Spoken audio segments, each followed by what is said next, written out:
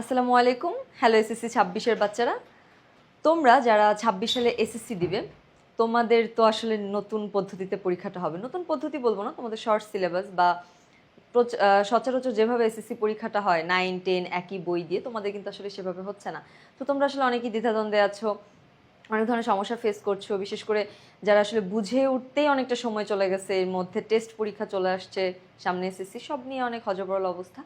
তো আসলে ইংরেজির জন্য আমি চেষ্টা করব তোমাদের যেন 10টা ক্লাসে ইংরেজির দ্বিতীয় পত্রের পুরো জিনিসটা শেষ করে দেওয়ার।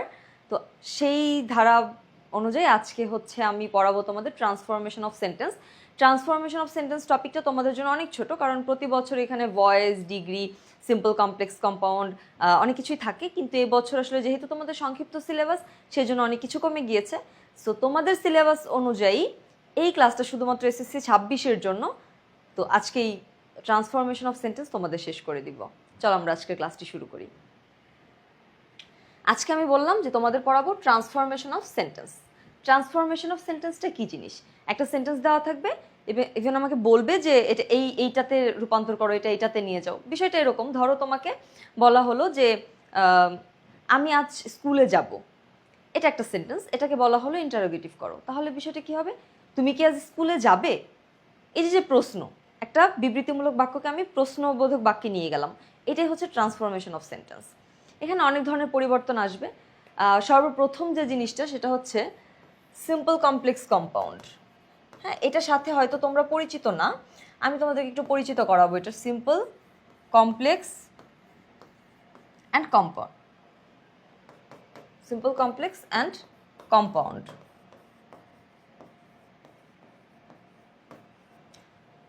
সিম্পল একটা সাধারণ সহজ সরল বাক্য, যেটাতে আসলে এত কিছু নেই। যেমন আমি স্কুলে যাই, আমি ভাত খাই, আমি এটা করি সেটা করি, এগুলো সব সিম্পল সেন্টেন্সের উদাহরণ। তারপরে আসি কমপ্লেক্স অ্যান্ড কম্পাউন্ড। এই দুইটা একটু বড়। কমপ্লেক্স হচ্ছে জটিল বাক্য, হ্যাঁ জটিল, এটার মানে হচ্ছে জটিল বাক্য। কম্পাউন্ড হচ্ছে যৌগিক বাক্য। এই দুইটা সেন্টেন্সে দুইটা ক্লজ থাকতে পারে, দুইটা ফ্রেজ থাকতে পারে, একটা ক্লজ একটা ফ্রেজ থাকতে পারে এই দুইটা সেন্টেন্সে। তো সেক্ষেত্রে প্রথমে আমাদেরকে চিনতে হবে যে কোনটা কোন সেন্টেন্স। আমি যদি তোমাদের কমপ্লেক্সের কথা বলি, তুমি দেখবে যে সেন্টেন্সে হুইচ, হোয়াট বা WH ওয়ার্ড আছে, তারপরে দ্যাট, এই ধরনের ওয়ার্ডগুলো যে সেন্টেন্সে আছে সেটা হবে আমার কমপ্লেক্স সেন্টেন্স। আর যেগুলোকে আমরা অ্যান্ড, অর, বাট ইত্যাদি দিয়ে যুক্ত করতে পারবো, সেই সেন্টেন্সটা হবে একটা কম্পাউন্ড সেন্টেন্স। আমরা বাংলায় কিন্তু পড়ে আসছি জটিল বাক্য, যৌগিক বাক্য, যে বাক্যে দুইটা যোজক থাকবে, একটা যোজক থাকবে, আমরা বাংলাতে এভাবে পড়ে আসছি। সেই সেম জিনিসটা আমরা জাস্ট ইংরেজিতে পড়বো। আর ইংরেজিতে যখন আমার রূপান্তর আসবে, যেমন simple to complex, compound to simple, এরকমভাবে যখন রূপান্তর আসবে, তুমি যদি কোনো বাজারের প্রচলিত বই খোলো, সেখানে তোমার প্রথমে এতগুলো নিয়ম দেখে তোমার মাথা ঘুরে যাবে যে এত নিয়ম কেন। প্রথমে দেখবা সিম্পল টু কমপ্লেক্স, আবার দেখবা কমপ্লেক্স টু সিম্পল, তারপরে দেখবা simple to compound, compound to simple. এরকম করতে করতে প্রায় নিয়ম হয়ে গেছে, মানে টার্ম হয়ে গেছে প্রায় 24টার মতো। এত আমার দরকার নেই। আমরা চেষ্টা করব তোমাদের এসএসসির জন্য ঠিক যতটুকু দরকার ঠিক ততটুকুই পড়ার, এবং সবচেয়ে সহজ উপায় একদম অল্প পড়বো আমরা এখানে, কারণ তোমাদের জন্য আমি বারবার বলছি, তোমাদের জন্য ঠিক যতটুকু দরকার ততটুকুই থাকবে আজকের ক্লাসে। ঠিক আছে? তোমাদের তো আমি সেন্টেন্স চেনার উপায়টা বললাম, এখন আমরা একটু রূপান্তরে যাব। এই জায়গাটাতে সবাই অনেক গুলিয়ে ফেলে। ট্রান্সফরমেশন অফ সেন্টেন্সের সবচেয়ে কঠিন পার্টই আমরা এটাকে বলি, স্টুডেন্টদের কাছে কঠিন, কিন্তু যেভাবে পড়াবো তোমরা যদি ভালো করে বাসায় পড়ো অ্যান্ড প্র্যাকটিস করো, আশা করি কোনো ধরনের কোনো সমস্যা থাকবে না। ওকে, চলো আমরা শুরু করি। প্রথমে তোমরা অবশ্যই এই জিনিসটা একটু মাথায় রাখবে, আমি এখানে 3টা ছক করেছি। হ্যাঁ, 3টা ছক। প্রথমটা আমার কমপ্লেক্স, দ্বিতীয়টা আমার সিম্পল, তৃতীয়টা হচ্ছে আমার কম্পাউন্ড। আমি তোমাদেরকে যেভাবে পড়াবো এটা হচ্ছে ভাইস ভার্সা পড়াবো, মানে এক লাইনে যেন একটা নিয়ম অন্তত শেষ হয়ে যায়। ভেঙে ভেঙে করবো না, এটা থাকলে এটা হবে, এটা থাকলে এটা হবে না, আমরা এভাবে ভেঙে ভেঙে করবো না, একবারে করব। কমপ্লেক্স, সিন্স, অ্যাজ, বিকজ, এই ওয়ার্ডগুলো থাকলে সেটা একটা কমপ্লেক্স সেন্টেন্স।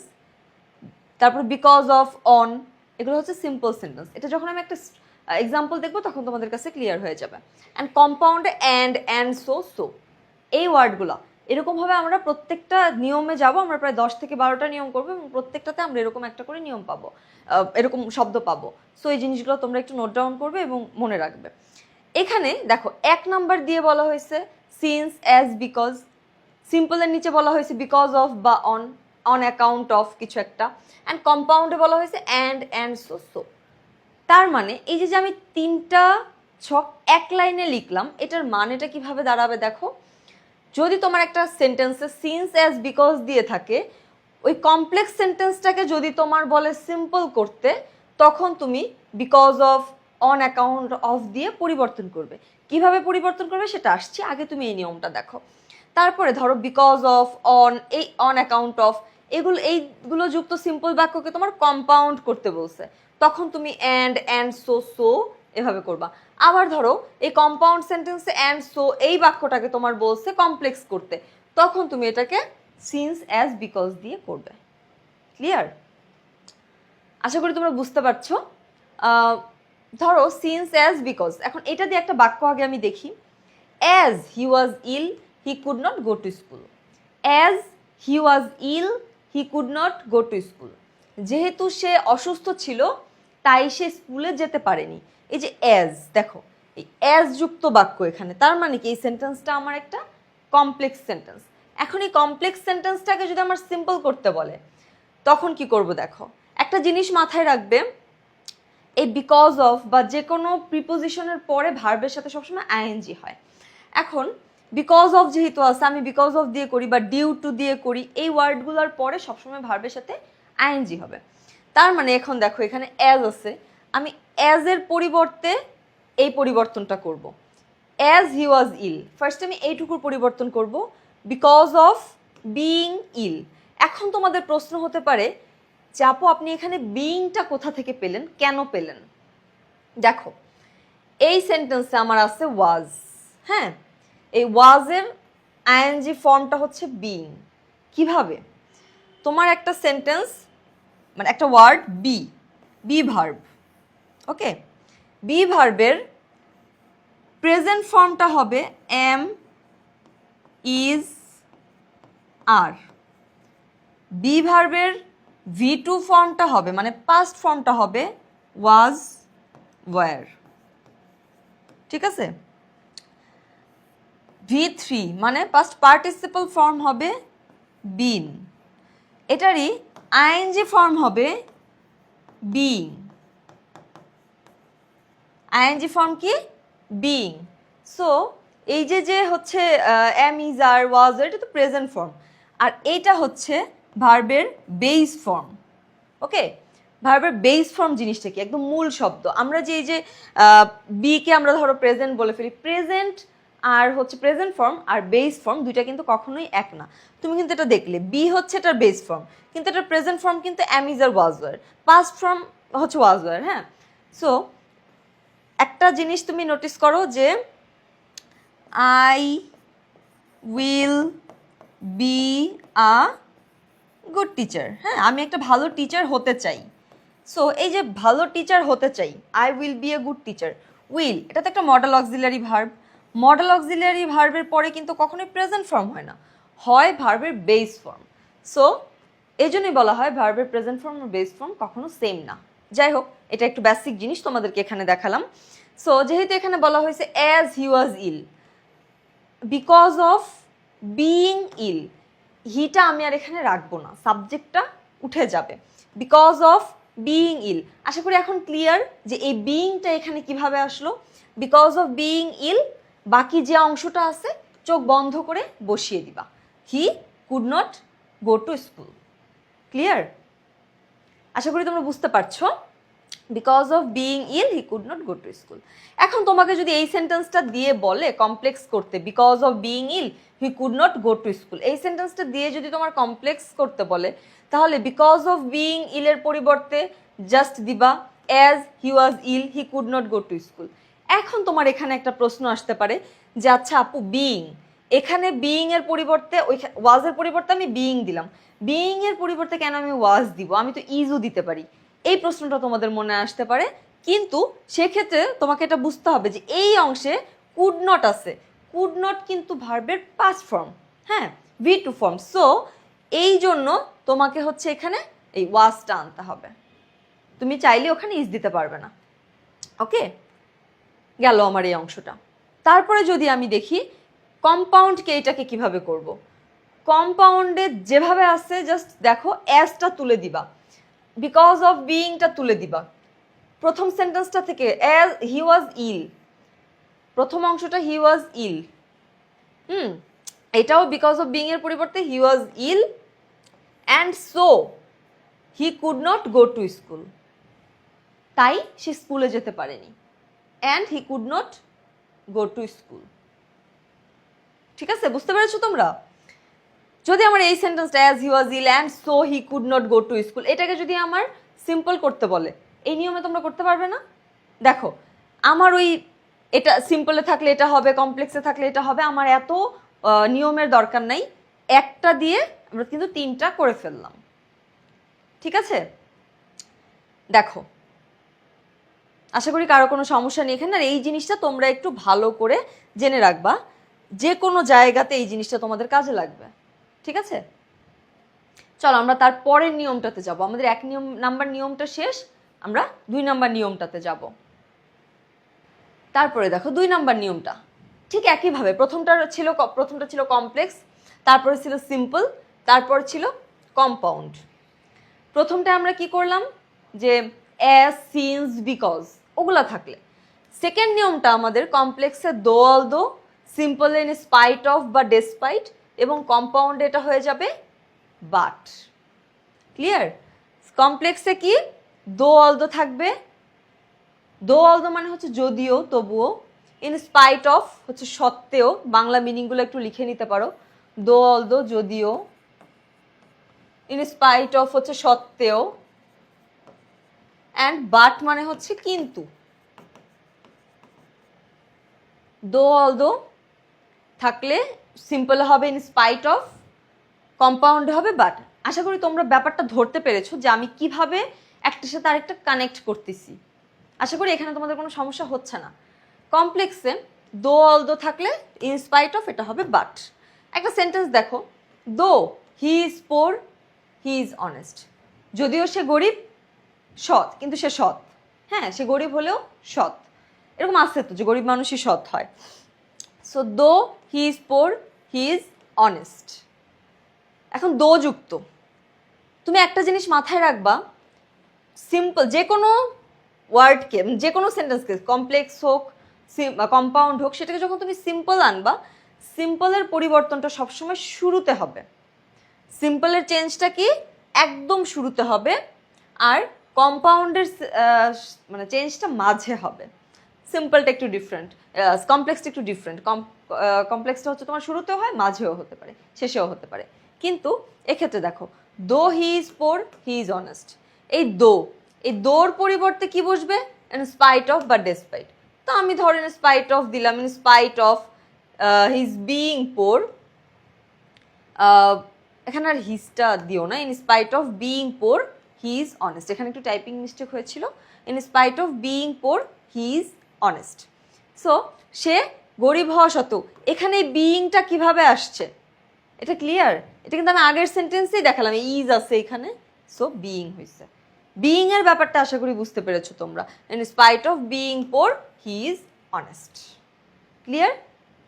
তারপরে দেখো কম্পাউন্ডে দোটা তুলে দিবা, জাস্ট মেইন সেন্টেন্স থেকে দোটা তুলে দিবা, দুইটা ক্লজকে জাস্ট অ্যাড করে দিবা। হি is poor but honest.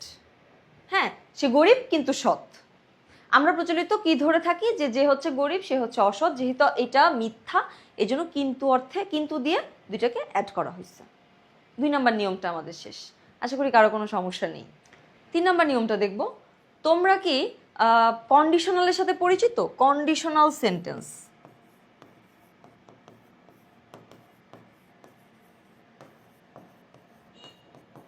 Conditional sentence, conditional সেন্টেন্সটা কি জিনিস? কন্ডিশনাল সেন্টেন্স হচ্ছে শর্তাধীন বাক্য। শর্তাধীন বাক্যটা কি জিনিস? যেমন ধরো তোমরা স্কুলে যাওয়ার আগে ধরো বৃষ্টি হচ্ছে, তখন কিন্তু তোমরা কি করো, বন্ধুদেরকে ফোন দাও যে দোস্ত তুই কি আসবি? যদি বলে হ্যাঁ আসবো, তখন বলে তুই আসলে আমি যাব, তুই না আসলে আর আমি যাব না। এটা হচ্ছে একটু শর্তাধীন, যে হ্যাঁ ও যদি যায় তাহলে আমি যাব, না হলে আমি যাব না। ঠিক আছে, এটা হচ্ছে একটা শর্তাধীন বাক্য। তো শর্তাধীন বাক্য দুই রকম হয়, নেগেটিভ হতে পারে, পজিটিভ হতে পারে। ওইদিকে যাচ্ছি না, তোমরা জাস্ট কন্ডিশনাল সেন্টেন্সটা বুঝতে পেরেছো তো, যে শর্ত। যেমন ধরো তুমি যদি অনেক পড়াশোনা করো তুমি ভালো রেজাল্ট করতে পারবে, এই যে একটা। তারপরে হচ্ছে তুমি যদি স্কুলে যাও টিচাররা তোমার অনেক প্রেইজ করবে। সো টিচাররা প্রেইজ কেন করবে? শর্ত হচ্ছে তোমাকে স্কুলে আসতে হবে। ঠিক আছে, এইটাই। সো এখানে ইফ আর হ্যাঁ, কন্ডিশনাল সেন্টেন্স অলওয়েজ ইফ দিয়ে শুরু হবে। কন্ডিশনাল মানে if, if plus affirmative. Affirmative কি জিনিস? হ্যাঁ বোধক, এটা তো জানোই, হ্যাঁ বোধক। সেন্টেন্সে if you read more you will know more. তুমি যদি অনেক পড়ো তুমি অনেক জানবে। তুমি জানবে কিভাবে? তোমার জানার শর্তটা কি? তোমাকে অনেক পড়তে হবে। হ্যাঁ, যখন আমার এখানে ইফ দিয়ে দেওয়া আছে তখন আমার এখানে সিম্পলের পরিবর্তনটা হবে বাই দিয়ে। ঠিক আছে, কম্পাউন্ডে হবে অ্যান্ড দিয়ে। যখন আমার বাই দিয়ে একটা সিম্পল সেন্টেন্স দিয়ে বলবে কমপ্লেক্স করতে, তখন আমি সেটাকে ইফ দিয়ে আনবো। ওকে, অ্যান্ড দিয়ে যদি বলে আমি সেটাকে বাই দিয়ে করব। ঠিক ভাইস ভার্সা, একটা আরেকটার সাথে কানেক্টেড। তিনটা হচ্ছে এক নিয়মের। তো এক্ষেত্রে দেখো যে if you read more you will know more. তুমি যদি অনেক পড়ো অনেক জানবে। বাই দিয়ে যদি আমি পরিবর্তন করি, তো এটা আমি তো আগেই বলেছি যে সিম্পলটা সবসময় শুরুতে হবে। ইফ ইউ রিড মোর, প্রথমে হচ্ছে এই অংশটা চেঞ্জ করব, and you will know more, এটা যেমন আছে তেমনই থাকবে। দেখো ইউ উইল নো মোর যেমন ছিল সেকেন্ড অংশটা কিন্তু সেভাবে আছে, আমার সব পরিবর্তন কিন্তু প্রথম অংশে। By reading more, by reading more you will know more. দেখো by if you read more, এটাকে কি বাই রিডিং মোর। আমি কিন্তু প্রত্যেকটা সাবজেক্ট তুলে দিয়েছি প্রথম অংশে সিম্পলে। আগে দুইটা নিয়ম করলাম, আগের দুইটাতেও কিন্তু সেম ভাবে করেছি। দেখো প্রথম দুইটার সাথে কিন্তু নিয়ম কিভাবে কোথায় পরিবর্তন হয় আমি কিন্তু রিলেট করতে পারছি, তাই না? By reading more you will know more. Clear? তারপরে দেখো কম্পাউন্ডে কি হবে? অ্যান্ড দিয়ে। Read more and you will know more. এখন তুমি বলতে পারো যে আপু এখানে রিড ইউ কেন দিল না, মানে সাবজেক্টটা কেন দিল না? দেওয়া উচিত ছিল you read more and you will know more. প্রথমত এই অংশটা ইউ এখানে আসে মানে বোঝাই যাচ্ছে যে এটা দুইটা একই সাবজেক্ট হবে। আর যখন দুইটা একই সাবজেক্ট হয় তখন এক অংশের সাবজেক্ট দিলেই হবে। যেমন আগে আমরা একটা সেন্টেন্স দেখে আসলাম যে he is poor but honest. আমি কিন্তু ওখানে হি is poor but he is honest দিতে পারতাম, দেইনি কেন? দুইটার সাবজেক্ট একই, তখন একটা সাবজেক্ট রাখলেই হয়। সেই জন্য read more and you will know more. ঠিক আছে, আর প্রথমে ইউটা মানে যদি আমরা নাই দিই কিন্তু ধরে নেওয়া হবে এটা ইউ আছে, উজ্জ আছে। ঠিক আছে, সমস্যা হবে না। So read more and you will know more. Clear এখানে? আশা করি কারো কোনো সমস্যা নেই। এই জিনিসটা খুবই সহজ, কারণ হচ্ছে জাস্ট একটু বুঝে পড়তে হয়।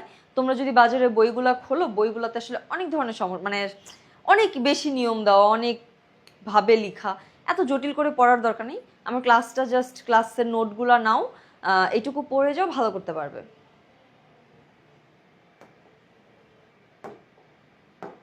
4 নাম্বার নিয়মটা আসি। 3 নাম্বার নিয়মটা আমি কি পড়লাম? ইফ দিয়ে হচ্ছে পজিটিভ, মানে ইফ যোগ অ্যাফার্মেটিভ ছিল। আর আমার সেকেন্ডটা ইফ দিয়ে হচ্ছে negative. If plus negative sentence. এক্ষেত্রে হচ্ছে আনলেস যদি দাও, মানে ইফ দিয়ে নট দিতে হবে, আর তুমি যদি আনলেস দাও তাহলে নট দিতে হবে না। তাহলে সেন্টেন্সটা কি দাঁড়ায়? If you do not read more you will not know more, বা ইউ উইল নো লেস, এটাও দিতে পারো, কোনো সমস্যা নেই। But if you do not read more, তুমি যদি অনেক বেশি না পড়ো তুমি অনেক বেশি জানতে পারবে না, অথবা দিতে পারো তুমি কম জানবে। সো এই ক্ষেত্রে হবে ইউ উইল নো লেস, কম জানবে। সো এটা কোনো ব্যাপার না, যে কোনো একটা আসতে পারে, তুমি যে কোনো একটা দিয়ে করবা। সো ইফ প্লাস নেগেটিভ যুক্ত সেন্টেন্সকে সিম্পল করার সময় আমি কি দিব? উইদাউট। আগের বার ইফ প্লাস পজিটিভ ছিল সেজন্য আমি দিয়েছিলাম বাই, আর এবার যেহেতু এটা নেগেটিভ আমি দিব কি? উইদাউট। মানে without reading more you will not know more. Without reading more, অনেক পড়া ছাড়া তুমি অনেক বেশি জানতে পারবে না। এই যে without reading more you will not know more. Clear? আমি কিন্তু এখানেও ওই প্রথম অংশটাই পরিবর্তন করেছি।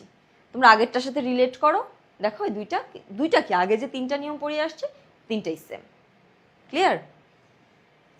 তারপরে দেখো কম্পাউন্ডে হচ্ছে অর থাকবে, সাবজেক্ট যদি ইউ হয়, নর্মালি সাবজেক্ট ইউই থাকবে, এত প্যারা নেওয়ার কিছু নাই। Read more or you will not know more, read more or you will not know more. অনেক বেশি পড়ো অথবা তুমি ভালো করতে পারবে না। আগেটা ছিল অ্যান্ড, অনেক বেশি পড়বা এবং অনেক বেশি জানবা, আর এটা ছিল তুমি যদি কম পড়ো তুমি জানবা না। ওকে, সো এই দুইটা sentence same, just positive and negative, এটাই ছিল পার্থক্য এই দুইটার মধ্যে। 5 নাম্বার নিয়মটা দেখো। আগে আমরা কি 4টা পড়লাম, এখন 5 নাম্বার নিয়মটা দেখো। সেম ভাবে কমপ্লেক্স, সিম্পল, কম্পাউন্ড, 3টার ভাইস ভার্সা হবে। হোয়েন যখন কোনো সময় প্রকাশক বা হোয়াইল চলমান কাজ বোঝাবে, সিম্পলে সেটা হবে অ্যাট দ্য টাইম অফ। এখানে কিন্তু সময় প্রকাশক বলেই দিছে হোয়েন, যখন তুমি সিম্পল করবে ওই time of, at the time of. হ্যাঁ, আর কম্পাউন্ডে হবে অ্যান্ড। কম্পাউন্ডে একাধিক অ্যান্ড যুক্ত বাক্য আছে, গোলায় ফেললে চলবে না, তোমাকে সেন্টেন্স দেখতে হবে।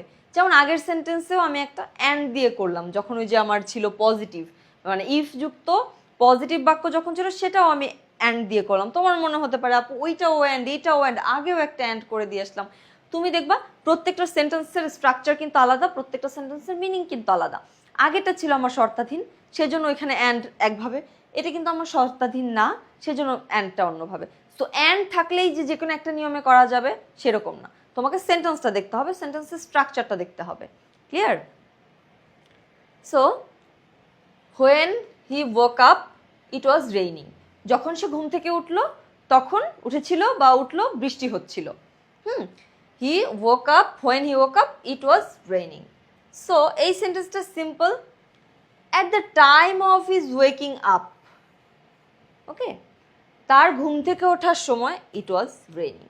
দেখো প্রত্যেকটাই কিন্তু আমি সিম্পলের প্রথম অংশটা চেঞ্জ করে ফেলতেছি, লাস্টের অংশটা কিন্তু যা আছে চোখ বন্ধ করে বসিয়ে দিচ্ছি জাস্ট।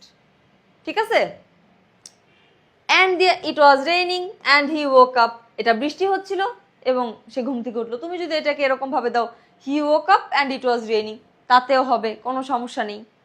এত জটিল করে কোনো কিছু নেওয়ার দরকার নেই, সিম্পলি পড়ো, সিম্পলি লেখো, হয়ে যাবে। যে এটার মিনিং বুঝতেছি না, কোন অংশ আগে দিব কোন অংশ পরে দিব না, এগুলো ভাবার কোনো দরকার নেই। ঠিক আছে? আশা করি তোমরা বুঝতে পারছো সবাই।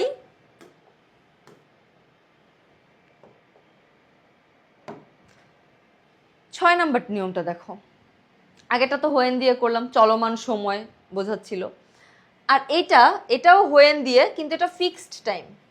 ফিক্সড টাইম কি জিনিস? ধরো তোমার যখন 6 বছর বয়স, তখন তুমি তোমার দাদু বাড়িতে গিয়েছিলে, তারপর আর যাওনি। তোমার কিন্তু একটা নির্দিষ্ট বয়সে গেছিলে, 6 বছর বয়স। তুমি যদি এরকম বলতে আরে দাদু বাড়ি গিয়েছিলাম আরও 5, 7, 10 বছর আগে, ওটা কিন্তু ফিক্সড টাইম না, হতে পারে 5 বছর, হতে পারে 7 বছর, কিন্তু তোমার বয়স যখন 6 তুমি তখন গিয়েছিলে। সো ওইটা তোমার একটা ফিক্সড এজ বা ফিক্সড সময়। অ্যান্ড সিম্পলে সেটা হবে, মানে কিছু প্রিপোজিশন থাকবে, কোন প্রিপোজিশনগুলো দেখাই, আর নির্দিষ্ট সময় বোঝাতে অ্যাট দ্য। হ্যাঁ, সো অ্যাট দ্য এই হচ্ছে শুরুতে থাকবে, অ্যাট দ্য এজ অফ, সময়ের ক্ষেত্রে অ্যাট, সনের ক্ষেত্রে সন বা সালের ক্ষেত্রে ইন, বারের ক্ষেত্রে অন, এভাবে। আর কম্পাউন্ডে সেটা অ্যান্ড হবে। সেই দেখো আমি অনেক অ্যান্ড পাচ্ছি, কম্পাউন্ডে কিন্তু অনেক অ্যান্ড পাওয়া যাচ্ছে। So he came here when he was 4, সে এখানে এসেছিল যখন তার বয়স 4। এটাকে যখন আমি সিম্পল করব, হি কেম হেয়ার, এখন দেখো তুমি বলতে পারো যে আপু আমি তো আগের সবগুলো সিম্পল সেন্টেন্স শুরুতে পরিবর্তন করেছিলাম, এটা কেন মাঝে? কারণ আমার এটার যে ওয়ার্ডটা আমি পরিবর্তন করব সেই ওয়ার্ডটাই আছে মাঝে, সো আমি মাঝেই চেঞ্জ করব এটা। He came here at the age of 4, he came here হোয়েনের পরিবর্তে just at the age of 4। Okay, তখন এখানে কিন্তু আমার সাবজেক্ট লাগবে না, আমার সিম্পল সেন্টেন্সে কিন্তু আমি অলওয়েজ নোটিস করতেছি আমার একটা সাবজেক্ট আসে। অ্যান্ড কম্পাউন্ডে he came here and he was 4 years old, সে এসেছিল এবং তার 4 বছর বয়স ছিল। দেখো হোয়েন একটায়, অ্যাট দ্য এজ অফ একটায়, তারপরে হচ্ছে অ্যান্ড হি ওয়াজ 4 অ্যান্ড দিয়ে, ঠিক আছে। তারপরে 7 নাম্বার নিয়মটা দেখো, আমাদের 6টা নিয়ম কিন্তু পড়া হয়ে গেছে। তোমাদের কাছে মনে হতে পারে আপু এত এত নিয়ম কেন?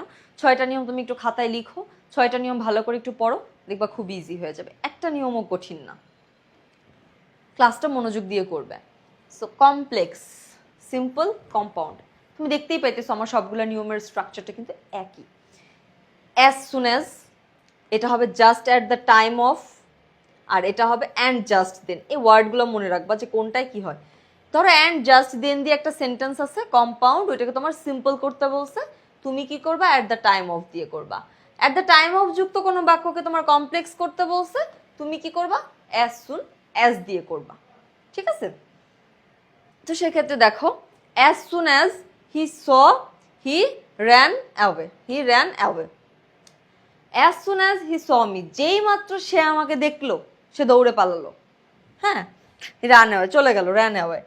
সিম্পলে at the time of he seeing me, আমাকে দেখা মাত্রই হি র্যান অ্যাওয়ে, সে চলে গেল। অ্যাজ সুন অ্যাজ এর পরিবর্তে জাস্ট এই অংশটা চেঞ্জ করবা। এখন তুমি বলতে পারো আপু এইখানে বিইংটা কেন আসলো না? বিইংটা আসেনি এই কারণে, কারণ এখানে তোমার বি ভার্ব নাই। Am, is, are, was, were, been, being এগুলো তো কিছু নাই। যেহেতু আমার মেইন ভার্ব আছে সো এটার সাথে আমি জাস্ট আইএনজি অ্যাড করে দিব, বুঝতে পেরেছো? At the time of seeing me he ran away, এটাই। সেম ভাবে কম্পাউন্ডটা দেখো, he saw me and just then he ran away. দুইটা ক্লজকে সুন্দর মতো অ্যান্ড জাস্ট দেন দিয়ে যোগ করে দিবা, শেষ, ঠিক আছে। আমি যে কয়টা নিয়ম পড়াইছি এই কয়টা নিয়ম থেকে একদম ধরে বেঁধে আসবেই, ঠিক আছে। ওকে, কমপ্লেক্সে দেখো, সো দ্যাট যুক্ত বাক্য, সিম্পলে হবে এটা টু প্লাস ভার্বের বেস ফর্ম। টু পরে কি হয়? ভার্বের বেস ফর্ম।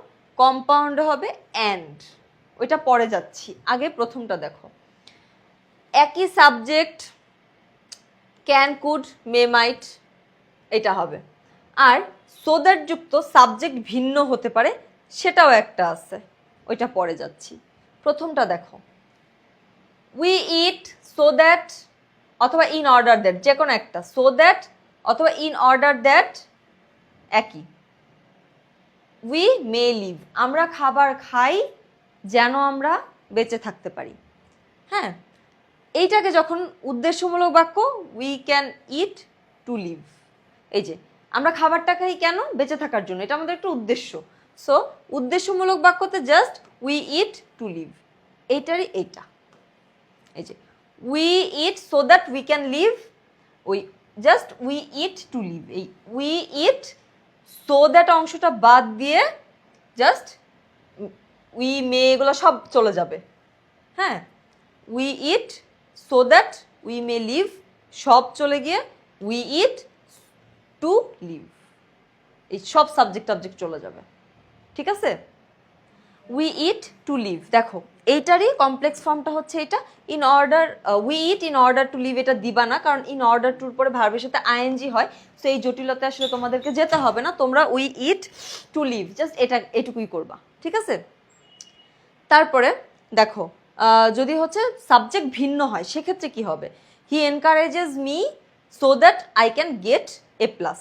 আমি তোমাদেরকে ইন্সপায়ার্ড করতেছি যে ভালো করে পড়াশোনা করো, তাতে হচ্ছে তুমি জিপিএ 5 পাবা। He encourages me to get GPA 5, just encourages me so দ্যাটের পরিবর্তে টু, ওই আই ক্যান গেট এগুলো সব উঠে যাবে, জাস্ট টু গেট জিপিএ 5, ওকে। এইটার কম্পাউন্ড ফর্মটা দেখো, অ্যান্ড। প্রথমে হচ্ছে এই অংশটা তো দেখলেই যে we eat to live, we want to live, we eat and we want to live, এই ওয়ান্ট টু হচ্ছে এক্সট্রা আসছে। প্রথম অংশটা কি ছিল? সাবজেক্ট ছিল একই, we eat in order to live, এটা অংশটা চেঞ্জ করলে হবে we eat and we want to live, আমরা খাই এবং আমরা বাঁচতে চাই।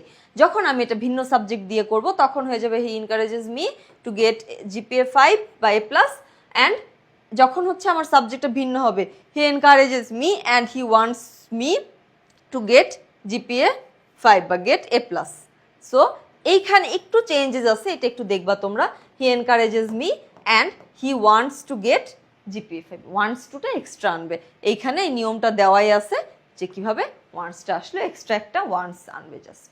ঠিক আছে, চলো অন্যটা দেখি।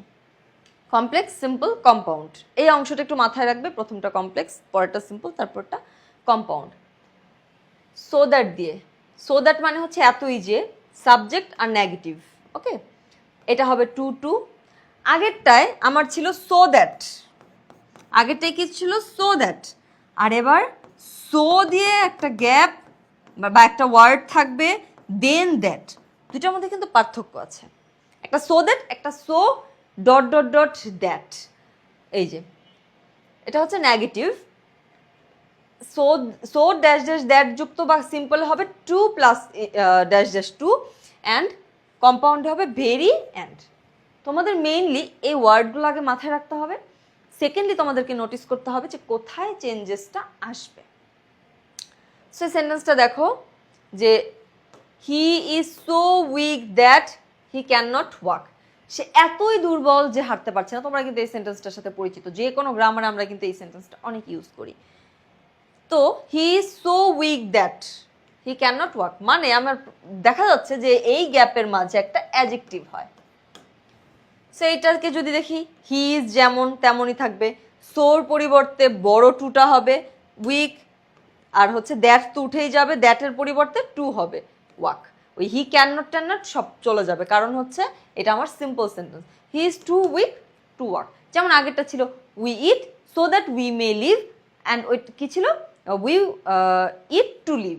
সেম ওয়েতে he is too weak to walk, তখন ওই যে can not, could not, may might এগুলো সব উঠে যাবে। ঠিক আছে, তারপর দেখো কম্পাউন্ডে, he is very weak and he can not walk. কম্পাউন্ডে যেহেতু আমার দুইটা ক্লজ থাকে, আমার কমপ্লেক্স এবং কম্পাউন্ডে কিন্তু দুইটা করে ক্লজ থাকে, একটা ফ্রেজ থাকতে পারে, কিন্তু আমার সিম্পলে কিন্তু হচ্ছে সিম্পলে হচ্ছে তোমার সরি কমপ্লেক্স অ্যান্ড কম্পাউন্ড হচ্ছে দুইটা ক্লজ থাকবে, সিম্পল হচ্ছে একটা ফ্রেজ থাকতে পারে বা একটা ক্লজ থাকবে। সেজন্য আমার কিন্তু দুইটা সেন্টেন্সের স্ট্রাকচারের মধ্যে পার্থক্য আছে। তো হি is very weak and he can not walk. ঠিক আছে, ক্লিয়ার সবাই? দেখো সেম ওয়েতে সো দ্যাট যুক্ত আমি আগেরটা করলাম হচ্ছে নেগেটিভ, এটা আমার অ্যাফার্মেটিভ মানে পজিটিভ। সো সেম ওয়েতে সিম্পলে হবে just enough to and very and দুইটা একই হবে, মানে দুইটার পজিটিভ হোক নেগেটিভ হোক কম্পাউন্ডের চেঞ্জেসটা একই আসবে। He is so strong that he can do everything, সে এত শক্তিশালী যে সে সব করতে পারে। He is strong enough to do everything. টুটা তো মাস্ট, আমার সিম্পলে কিন্তু টু অলওয়েজ আসতেছে, দেখতেছো এই সো দ্যাট যুক্ত টু যুক্ত যখন শুরু করছি তখন আমার সিম্পলে টু আসতেছে। তার মানে কি হি is strong enough to do everything, মানে আমার কিন্তু ক্যান কুডটা তখন উঠে যাচ্ছে, কারণ আমার এখানে অলরেডি একটা সাবজেক্ট একটা ভার্ব আছে। আমার কিন্তু সিম্পলে সবসময় একটা ক্লজই থাকে, দুইটা ক্লজ আনা যাবে না, সেই কারণে এখানে টু ডু এভরিথিং। ঠিক আছে, তোমরা কয়েকদিন জাস্ট নিয়মগুলো পড়ার পর 2-3টা বোর্ড কোয়েশ্চেন যদি তোমরা সলভ করো তোমরা কিন্তু এগুলো পাবে অ্যান্ড ইজি হবে। ঠিক আছে, কম্পাউন্ডে he is very strong and he can do everything. তোমরা এই নিয়মগুলো একটু খাতায় আমি যেভাবে করেছি এভাবে খাতায় তোলো, একটু চোখ বুলাও, দেখবা তোমাদের কাছে হয়ে গেছে, কারণ নিয়মগুলো কোথায় কোনটা কিভাবে পরিবর্তন করতে হবে সেটা কিন্তু আমি অলরেডি বুঝিয়ে দিয়েছি। দেখো আমার কিন্তু সিম্পল কমপ্লেক্স কম্পাউন্ডের ইম্পর্টেন্ট নিয়মগুলো পড়ানো হয়ে গেছে। হ্যাঁ, সিম্পল কমপ্লেক্স কম্পাউন্ডে এই 10টা নিয়ম তোমরা পড়ো, এসএসসি 26-এর জন্য এই কয়টা নিয়মই যথেষ্ট, আসলে ওই রকম আর দরকার নেই। আর একটা নিয়ম আছে, আমি ওইটা তোমাদেরকে একটু আলাদা করে বুঝিয়ে দিই। যেমন ধরো হেলথ ইজ ওয়েলথ, ধরো এরকম একটা আসলো হেলথ ইজ ওয়েলথ, তখন এটাকে তোমাকে জাস্ট, এটা কিছুই না, এটা একটা সিম্পল সেন্টেন্স, এটাকে তোমার কমপ্লেক্স করতে বলবে। তো কমপ্লেক্স করলে এভাবে করে ফেলবা যে it is health which is wealth.